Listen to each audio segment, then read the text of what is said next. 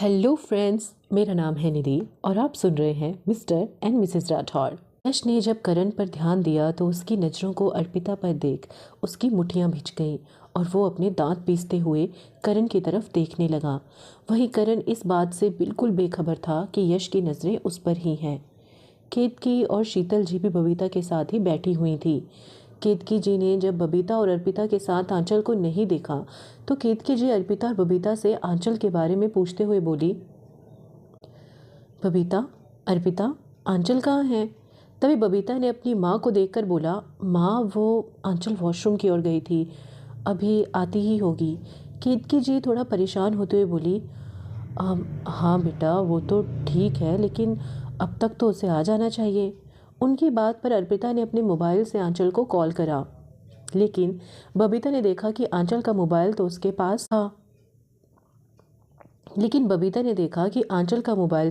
पास था। अब अर्पिता और बबीता भी थोड़ा परेशान हो गई। शीतल जी ने बबीता को देखकर बोला, लाडो, जा देख कर आ कि आंचल कहाँ रह गई। बबीता और अर्पिता ने अपना सिर हाँ में हिलाया और वो वहां से उठकर जाने लगी तो प्रिशा भी उनके साथ उठकर जाने लगी। वहीं उनके सामने बैठे राजवीर और पृथ्वी भी उन्हें इस तरह वहां से जाते हुए देख रहे थे। शौर्य काफी देर से आंचल को देख रहा था, लेकिन जब उसने प्रिशा, बबीता और अर्पिता को जाते हुए देखा तो वो अपनी जगह से उठकर उनके पीछे जाने लगा। वो तीनों आकर मेले में बने पोर्टेबल वॉशरूम के बाहर आकर खड़ी हो गई और आंचल को जवाब आवाज देने लगी। 2 मिनट रुकने के बाद अर्पिता ने वॉशरूम को चेक करने का सोचा। उसने एक वॉशरूम का डोर नॉक किया, लेकिन उसके अंदर से कोई आवाज नहीं आई। तो अर्पिता ने फिर वॉशरूम का डोर ओपन कर दिया, लेकिन उसके अंदर कोई नहीं था। यह देख बबीता ने भी दूसरे वॉशरूम के डोर को ओपन करके देखा तो उसमें भी आंचल नहीं थी। बबीता ने अपनी गर्दन नाव में हिलाते हुए अर्पिता और प्रिशा की तरफ देखा। अब उन तीनों के ही चेहरे पर परेशानी वाले भाव थे। दरअसल वहां सिर्फ 3 ही पोर्टेबल वॉशरूम थे, जिसमें से वो 2 को पहले ही चेक कर चुकी थी। अब जो आखिर वाला वॉशरूम था वो मेंस का था, इसलिए हिम्मत कर प्रिशा ने वो लास्ट वॉशरूम का डोर ओपन कर दिया, लेकिन वो भी खाली था। प्रिशा ने अर्पिता और बबीता की तरफ देखकर बोला, ये भी खाली है।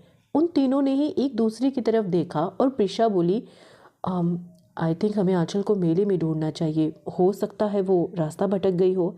प्रिशा की बात पर बबीता बोली, नहीं प्रिशा, आंचल इस मेले में खो नहीं सकती, क्योंकि वो बचपन से इस मेले में आ रही है। वो मेले के चप्पे चप्पे से वाकिफ है, इसलिए वो खो तो नहीं सकती। इस पर अर्पिता बोली, जी, हमें एक बार प्रिशा को मेले में ढूंढना चाहिए। एक काम करते हैं, हम तीनों अलग अलग डायरेक्शन में उसे ढूंढते हैं। इस पर बबीता और प्रिशा ने भी अर्पिता की बात पर सहमति जताते हुए कहा, ठीक है, हम मोबाइल के थ्रू एक दूसरे के साथ कनेक्ट में रहेंगे। इतना बोल वो तीनों मेले में अलग अलग डायरेक्शन में निकल गईं। जब वो तीनों आंचल को ढूंढने के लिए अलग अलग डायरेक्शन में जाने के लिए डिसाइड कर रही थी, तब उनकी ये बातें उनके पीछे आ रहे शौर्य ने सुन ली थी और उसे अब आंचल की फिक्र होने लगी थी। उसने बबीता के हाथ में आंचल का मोबाइल देख लिया था, जिस वजह से उसने आंचल को कॉल नहीं मिलाया। शौर्य ने अपने 1-2 फ्रेंड्स को कॉल किया जो वहाँ मेले में ही मौजूद थे, उन्हें आंचल को ढूंढने के लिए कहा और खुद भी वो आंचल को ढूंढने के लिए निकल गया। प्रिशा खाने के स्टॉल की तरफ आकर आंचल को ढूंढने लगी तो अर्पिता लेडीज सेक्शन में आंचल को ढूंढ रही थी। वहीं बबीता सजावटी सामान के स्टॉल्स की तरफ थी, लेकिन उन तीनों को ही आंचल कहीं भी दिखाई नहीं दे रही थी। इधर पृथ्वी को जब काफ़ी देर से प्रिशा नहीं दिखाई दी तो उसने प्रिशा को मैसेज किया, where are you baby. Prisha ने जब अपने फ़ोन पर मैसेज की टोन सुनी तो उसने अपना मोबाइल चेक किया। पृथ्वी के मैसेज को पढ़कर प्रिशा ने उसे रिप्लाई देते हुए लिखा, पृथ्वी, मैं मेले में फूड स्टॉल के पास हूँ, आंचल कहीं मिल नहीं रही है, हम उसे ढूंढ रहे हैं। पृथ्वी ने जब प्रिशा के मैसेज को पढ़ा तो वो परेशान हो गया, क्योंकि फूड स्टॉल के पास ही उसके फ्रेंड्स का टेंट था, जहां बैठे वो सभी ड्रिंक कर रहे थे। पृथ्वी को अच्छे से पता था कि उसके फ्रेंड्स कैसे हैं। पृथ्वी ये सोच सोच कर परेशान होने लगा कि कहीं उसके फ्रेंड्स की नज़र प्रिशा पर ना पड़ जाए और वो उसके साथ कोई बदतमीजी ना कर दे। इतना सोचते भर से ही पृथ्वी की आंखों में गुस्सा उतर आया और वो जल्दी से अपनी जगह से उठकर वहां से चला गया। वहीं प्रिशा अब स्टॉल से थोड़ा आगे बढ़ गई और पृथ्वी के दोस्तों के टेंट हाउस से लगभग थोड़ी ही दूरी पर खड़ी होकर वो वहां आंचल को देखने लगी। प्रिशा अपनी नज़रों को अपने आसपास दौड़ाते हुए आंचल को ढूंढने लगी। वहीं टेंट में बैठे हुए पृथ्वी के दोस्तों की नज़र जब प्रिशा पर पड़ी तो उनमें से एक पृथ्वी का दोस्त प्रिशा की तरफ देखते हुए बोला, ओ तेरी, वो देख भाई, क्या लड़की है। उसकी बात सुन उस टेंट में बैठे करीब 5 लड़के प्रिशा की ओर देखने लगे। तभी उनमें से एक लड़का अपने चेहरे पर बेहद ही घिनौनी सी मुस्कान लिए अपनी जगह से उठकर खड़ा हुआ और प्रिशा की ओर बढ़ गया। वहीं प्रिशा अपने आसपास के माहौल से अनजान हो आंचल को देखने में लगी थी। प्रिशा ने अपने मन ही मन सोचा, आंचल यहाँ भी नहीं है, और अगर मैं इससे आगे गई तो पता नहीं कि मैं कहीं मेले में ना खो जाऊं। चल प्रिशा, उल्टे कदम वापस हो सकता है बबीता दीदी और अर्पी को आंचल मिल गई हो। इतना सोचकर प्रिशा पलटकर वापस से वॉशरूम की तरफ जाने लगी, क्योंकि बबीता ने उन्हें वहीं मिलने का कहा था। लेकिन प्रिशा आगे बढ़ती कि उसका हाथ किसी ने पकड़ लिया। किसी का यूं अनजान जगह पर यूं उसके हाथ पकड़ने से प्रिशा थोड़ा घबरा गई, और उसने जब पीछे पलट कर देखा तो एक लड़का जिसकी उम्र करीब 25 साल के करीब थी, वो प्रिशा को अपनी आंखों में दुनिया जहान की लस्ट लिए हुए घूर रहा था। प्रिशा ने अगले ही पल उस लड़के के मुंह पर एक जोरदार पंच मार दिया। नशे में होने की वजह से अगले ही पल वो लड़का जमीन पर गिर गया। अपने दोस्त को नीचे गिरते देख बाकी लड़के भी टेंट से निकलकर बाहर आ गए और प्रिशा को चारों तरफ से घेर कर खड़े हो गए।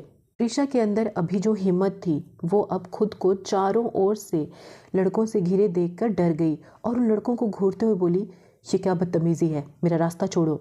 लेकिन वो लड़के प्रिशा को देख हंसते हुए बोले, अरे भला तेरी जैसी लड़की को कोई क्यों छोड़ेगा, तेरी जैसी मिलाई भला रोज रोज खाने को थोड़ी ही मिलती है, और तूने तो हमारे दोस्त को भी पीट दिया, तो अब भला कैसे जाने दें तुझे। प्रिशा ने अपनी घबराहट और डर को छुपाते हुए लड़कों को धमकी भरी आवाज़ में बोला, देखो मेरे रास्ते से हट जाओ, वरना तुम लोगों का मैं वो हाल करूँगी कि तुम अपनी नानी को याद करोगे। अब उन लड़कों ने प्रिशा की बात पर हंसते हुए कहा, तू इतनी सी और हमको धमका रही है, हिम्मत तो देखो। इतना बोल एक लड़के ने आगे बढ़ प्रिशा की तरफ अपना हाथ अभी बढ़ाया ही था कि तभी उसकी पीठ पर किसी ने जोरदार लात मारी और वो लड़का मुंह के बल फर्श पर जा गिरा। प्रिशा ने जब अपने सामने पृथ्वी को खड़े देखा तो वो भागकर पृथ्वी के गले से जा लगी। वहीं वो लड़के भी पृथ्वी को देखकर हैरान थे, और वो लड़का जिसका नाम पार्थ था वो फर्श से उठकर खड़ा हो गया और पृथ्वी को गुस्से से देखने लगा। प्रिशा को पृथ्वी के गले से लगे देख वो लड़के हैरान होकर पृथ्वी को देखने लगे, और उन सबको ये समझते हुए देर नहीं लगी कि ये लड़की पृथ्वी के साथ है। लेकिन वो सभी लड़के पृथ्वी के बारे में अच्छे से जानते थे, तो वो मजाकिया अंदाज में पृथ्वी की तरफ देखकर बोले, अरे यार, पहले बताना था ना कि ये लड़की तेरी टाइम पास है। चल कोई ना, थोड़े दिन तू इस लड़की से अपना मन बहला ले और फिर इसे हमारे लिए छोड़ दियो। पृथ्वी पहले ही गुस्से से उबल रहा था और अब अपने फ्रेंड्स की बात सुन पृथ्वी का चेहरा और आंखें बिल्कुल लाल हो गई। पृथ्वी ने प्रिशा को हल्के हाथों से खुद के पीछे किया और आगे बढ़ एक जोरदार पंच उसने पार्थ के मुंह पर मार दिया और उसके कॉलर से पकड़कर बोला, तेरी हिम्मत कैसे हुई मेरी प्रिशा के बारे में ऐसी बात करने की, और एक जोरदार पंच उसके मुंह पर मारने लगा। पार्थ का पूरा चेहरा खून से लथपथ हो चुका था और अब पृथ्वी के हाथ पर भी खून लगा हुआ था। पृथ्वी का ये रूप देखकर उसके सारे दोस्त हैरान थे और किसी में भी इतनी हिम्मत नहीं थी कि वो आगे बढ़कर उसे रोके। एक बात तो उन सभी को बहुत अच्छे से समझ आ चुकी थी कि प्रिशा पृथ्वी के लिए बहुत इम्पॉर्टेंट है, और वो सब यही देखकर हैरान थे कि कैसे पृथ्वी किसी लड़की के लिए इतना सीरियस हो चुका है कि वो अपने दोस्त को इतनी बुरी तरह से मार रहा है। वहाँ खड़े किसी ने भी पृथ्वी के गुस्से को देखकर उसे रोकने की हिम्मत नहीं की, और अब पार्थ अधमरी हालत में पहुंच चुका था। प्रिशा से ये सब नहीं देखा जा रहा था, इसलिए उसने हिम्मत कर पृथ्वी के कंधे पर अपना हाथ रख दिया। प्रिशा का टच करते ही पृथ्वी के हाथ अपनी जगह पर ही रुक गए और उसने पार्थ को छोड़ दिया। फिर प्रिशा का हाथ पकड़ वो उसे वहां से ले गया। पृथ्वी बेहद गुस्से में था। उसने प्रिशा का हाथ कसकर पकड़ा और उसे अपने साथ अपने टेंट की तरफ ले गया। टेंट के अंदर आते ही पृथ्वी ने प्रिशा का हाथ छोड़ा और टेंट का पर्दा लगाकर उसके कंधों पर अपने हाथ रख उससे बोला, प्रीशा, तुम वहाँ क्या कर रही थी? प्रीशा ने पृथ्वी को आंचल के ना मिलने और उसे ढूंढने की बात बताई। पृथ्वी ने अपना सिर हिलाया और बोला, ठीक है, तुम भाभीसा के पास जाओ, मैं आंचल को ढूंढता हूँ।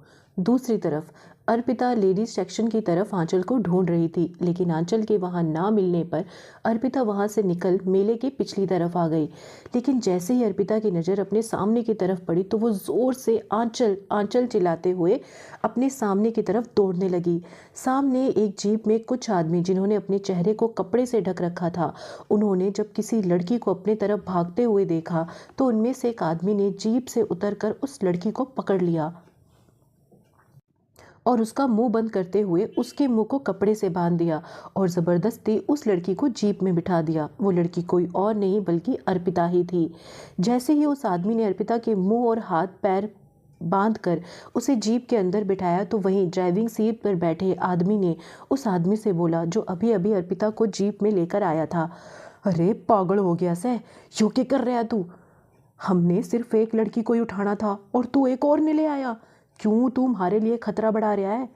उसकी बात सुन दूसरा आदमी बोला, अरे तब इसमें मेरी काया गलती भाया, जे छोरी ने हमें इस छोरी को ले जाते हुए देख लिया से, ई बगर मैं जे छोरी ने कोई ना उठाता तो तुम्हारे सब किए किराए ते पानी फिर जाता ना। वो दोनों आदमी अपनी बातों में ही लगे हुए थे कि जीप के अंदर अर्पिता अपने सामने बैठी आंचल को अपनी परेशान भरी आंखों से देख रही थी, जो इस वक्त बेहोश थी। तभी एक आदमी चिल्लाते हुए बोला, तुम दोनों अपनी बकवास बंद करो और निकलो यहाँ से, इससे पहले कोई हमने देख ले। उस आदमी के चिल्लाने पर ड्राइविंग सीट पर बैठे आदमी ने झट से जीप स्टार्ट करी और वहां से निकल गया। जैसे ही जीप स्टार्ट हुई वैसे ही अर्पिता ने खुद को छुड़ाने के लिए अपने हाथ पैर चलाना शुरू कर दिया और अपने बंद मुंह से वो चिल्लाने की नाकाम कोशिश करती रही। वहीं दूसरी तरफ यश, जो कि अपनी जगह पर बैठे हुए था, उसने जब ये महसूस किया कि अर्पिता उसके पीछे नहीं है तो उसने पलटकर अपने पीछे लगे सोफे की ओर देखा। वहां अर्पिता को ना देख यश ने केतकी जी की तरफ देखकर पूछा, काकी साहब, अर्पिता कहाँ है? केतकी जी ने यश की तरफ देखा और बोला, बेटा अर्पिता, बबीता और प्रीशा तीनों ही आंचल को देखने गई थी, लेकिन अभी तक आई नहीं है। केतकी जी की बात सुन यश ने अपनी बाहों को सिकोड़ते हुए बोला, आंचल को देखने गई थी मतलब? केतकी जी ने यश की बात सुन आगे से उसे जवाब देते हुए बोला, मतलब बेटा, अर्पिता, बबीता और प्रीशा तो यहाँ आकर हमारे साथ बैठ गई थी, लेकिन आंचल उनके साथ नहीं थी और उसका फ़ोन भी बबीता के पास था, इसलिए वो तीनों ही आंचल को देखने के लिए गई थी, लेकिन वो अभी तक नहीं आई। उन्हें गए हुए काफ़ी टाइम हो गया है। यश ने गुस्से में अपने दांत भींचते हुए बोला, और ये बात आप मुझे अब बता रही हैं? इतना बोल यश ने अपना फ़ोन लिया और पारस को इंस्ट्रक्शन देते हुए बोला, पारस, अपने सभी आदमियों को आंचल और अर्पिता को ढूंढने के लिए बोलो।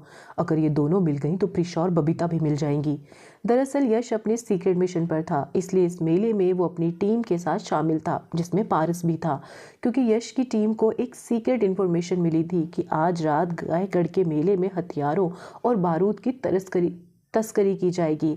इसलिए यश ने अपनी टीम के मेंबर्स को अलग अलग हुलिये के साथ पूरे मेले में तैनात कर रखा था। यश अपने लंबे कदम भरते हुए पारस की तरफ ही आ रहा था, वहीं पारस मेले की पिछली तरफ था। यश ने मेले की पिछली तरफ आकर पारस को देखकर बोला, पारस, आंचल और अर्पिता को पूरे। अभी यश ने इतना ही बोला था कि शौर्य दौड़ते हुए यश के पास आ गया और बोला, भाई साहब, वो भाभी साहब और आंचल, वो कुछ लोग जीप में बिठाकर ले गए। मैंने उनका पीछा किया लेकिन वो काफ़ी स्पीड में वहाँ से निकल गए। दरअसल जब शौर्य आंचल को ढूंढते हुए पूरे मेले में घूम रहा था तो उससे दूर से ही अर्पिता दिखाई दी, जिसे देखकर शौर्य ने अर्पिता की तरफ अपने कदम बढ़ा दिए, लेकिन अगले ही पल उसने देखा कि अर्पिता को ज़बरदस्ती जीप में बिठाया जा रहा है। शौर्य ने भागकर जब उनका पीछा किया तो उसी जीप में अर्पिता के साथ आंचल भी दिखाई दे गई, जो इस वक्त बेहोश थी। शौर्य ने भागकर जीप का पीछा किया, लेकिन वो जीप बड़ी तेजी के साथ उसके सामने से निकल गई। शौर्य जानता था कि उसे यश को इस बारे में बताना होगा, क्योंकि उसकी छोटी बहन और बीबी दोनों ही किडनैप हो गई हैं और सिवाय यश के कोई उन दोनों को ढूंढ भी नहीं सकता। इसलिए शौर्य सीधा भागते हुए यश के पास आ गया। Thank you. नेक्स्ट पार्ट में।